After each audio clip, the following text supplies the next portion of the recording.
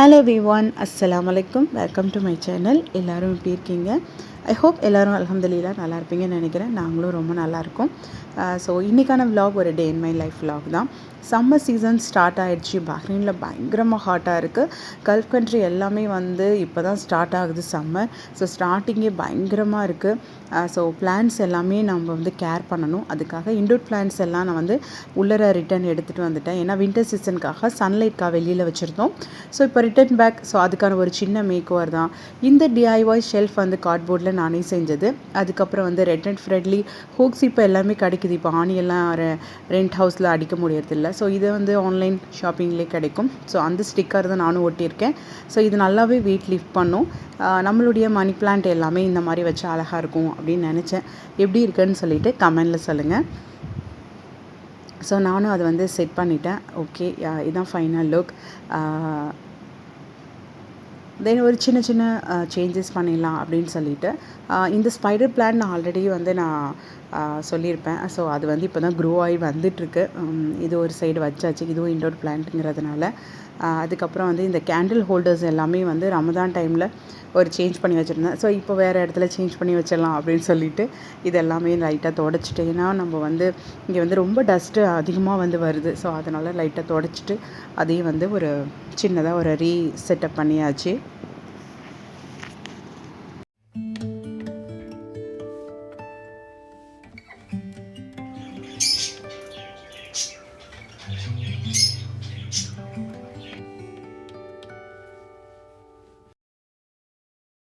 So அப்படியே lunch time வந்துருச்சு. லஞ்சுக்கு இன்றைக்கி சிக்கன் பிரியாணி பண்ணலாம் அப்படின்னு சொல்லிட்டு, ஸோ இதையும் அப்படியே உங்கள் கூட ஷேர் பண்ணிக்கலாம் அப்படின்னு சொல்லிட்டு சிக்கன் பிரியாணிக்காக ஆனியன் நான் ஆல்ரெடி வதக்க ஸ்டார்ட் பண்ணிட்டேன். இது ஒரு 200 ml ஆயில் சேர்த்துருக்கேன். பட்டை, கிராம்பு, ஏலக்காய் சேர்த்து தாளித்ததுக்கப்புறமா 1/2 கிலோ வெங்காயம் நல்லா பொறுமையாக வதங்கணும். அதுக்காக ஃபஸ்ட்டே அதை நான் சேர்த்துட்டேன். அது கூட ஒரு 400 கிராம் தக்காளி, இதையும் நம்ம சாப்பரில் கட் பண்ணிக்கலாம். ஸோ இந்த பிரித்தி காஸ்மோ இருக்கிறதுனால எனக்கு ரொம்பவே பார்த்திங்கன்னா யூஸ்ஃபுல்லாக இருக்குது. ஏன்னா நமக்கு அந்த ஆனியன்லாம் சாப் பண்ணுறதுக்கு பிரியாணி ஸ்பெஷலி அது ரொம்ப ஈஸி. நம்ம தோல் மட்டும் உரித்து 2ஆக கட் பண்ணி இதில் போட்டோன்னா நமக்கு செத்த நேரத்தில் எத்தனை கிலோ ஆனியன் வேணாலும் நம்மளால் கட் பண்ணிக்க முடியுது. So back to the recipe. 3 பச்சை மிளகாய் இதில் சேர்த்துருக்கேன். காரத்துக்கு தகுந்தாப்பில் அப்படியே அட்ஜஸ்ட் பண்ணிக்கோங்க. ஆக்சுவலி 1 கேஜிக்கு ஒரு 6-7 பச்சை மிளகாய் போடலாம். பட் குழந்தைக்கு சாப்பாடு கொடுக்கணும் இல்லையா? அதனால் ஐ மீன் என்னோடய பொண்ணு 2 இயர்ஸ் ஆகுது. ஸோ பிரியாணி சாப்பிடுவோம். அதனால் உரப்பு கொஞ்சம் கம்மியாகவே நான் ஆட் பண்ணிப்பேன். அது ஆஸ் யூஷுவல் கொத்தமல்லி, புதினா ஒவ்வொரு கைப்பிடி எடுத்துக்கோங்க. ஒரு ஆஃப் கட் இருந்தால் போதும். ஸோ அதையுமே எடுத்து நம்ம கட் பண்ணி எடுத்து வச்சுக்கலாம். தக்காளியுமே நான் சாப் பண்ணி வச்சுட்டேன். வெங்காயம் நல்லாவே வதங்கணும். இந்த ஸ்டேஜுக்கு அப்புறம் நல்ல ஒரு கோல்டன் ப்ரௌன் வருது இல்லையா?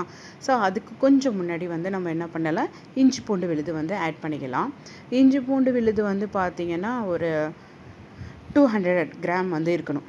இப்போ 100 கிராம் இஞ்சி, அந்த 100 கிராம் பூண்டு, ஸோ 2 சேர்த்து 200 கிராம் இருந்தாலும் ஓகே தான். அந்த தென் நான் சில்லி பேஸ்ட் அரைச்சி வச்சுருந்தது இருந்துச்சு. அதை ஒரு 2 டேபிள் ஸ்பூன் அதில் ஆட் பண்ணிக்கிட்டேன். உங்கள்கிட்ட சில்லி பவுடர் இருந்துச்சுன்னா நீங்கள் அதை ஆட் பண்ணிக்கோங்க. நல்ல கலர் கொடுக்கும். நம்ம இஞ்சி பூண்டு விழுது போட்டோன்னே ரெட் சில்லி பவுடர் நீங்கள் ஆட் பண்ணிங்க அப்படின்னா உடனே நல்ல கலர் கொடுக்கும் பிரியாணிக்கு. அதுக்காக தான். அதுக்கப்புறம் தான் நான் தக்காளி ஆட் பண்ணுவேன்.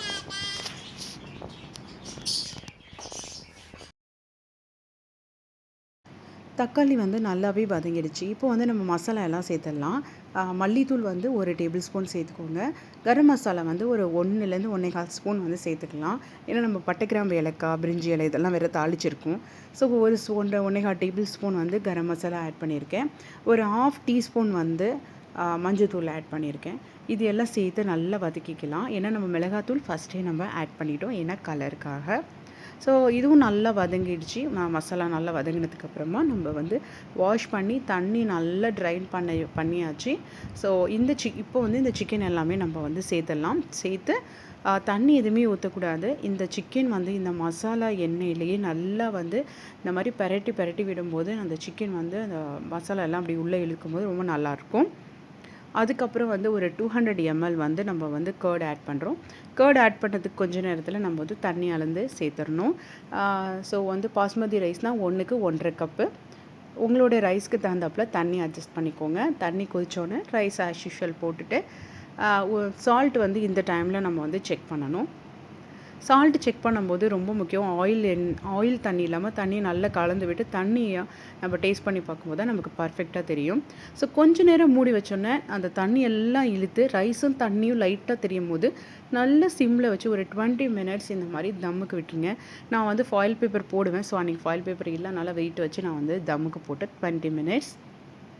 ஸோ இந்த சைட் சார்கோல் வந்து நான் கொஞ்சம் ஹீட் பண்ணிகிட்ருக்கேன். ஊத் போடலாம் அப்படின்னு சொல்லிட்டு சார்கோலும் நல்லாவே வந்து ஹீட் ஆகிடுச்சு. ஸோ இந்த டைமில் வந்து ஐ திங்க் இப்போ வந்து கரெக்டாக இருக்கும், நம்ம ஊத் போடுறதுக்கு பர்ஃபெக்டாக இருக்கும்.